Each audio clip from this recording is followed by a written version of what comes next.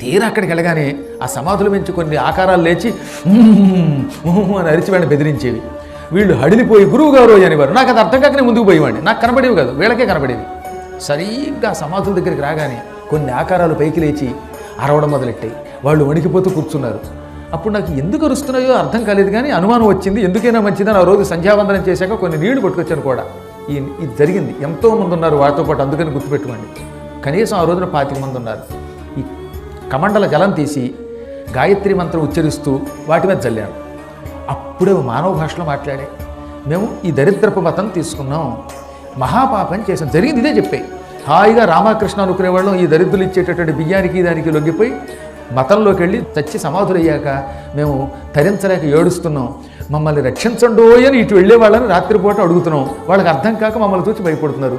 మీరు ఈ నీళ్లు చల్లారు కాబట్టి మాట్లాడగలుగుతున్నాం. ఇప్పటికి 30-40 ఏళ్లుగా అల్లాడిపోతున్నాం ఈ సమాధుల్లో.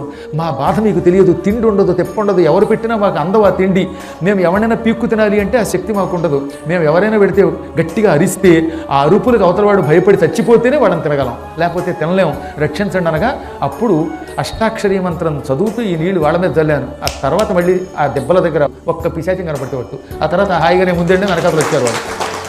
మతం మారడం వల్ల వచ్చే భయంకరమైన నరకం ఎటువంటిదంటే అలా పిశాచాలు అవుతారు. వాళ్ళని ఎవరూ రక్షించలేరు. మళ్ళీ వాళ్ళని రక్షించడానికి నేనే రావాలి. కానీ నేను అల్లవేళలా రాలేను.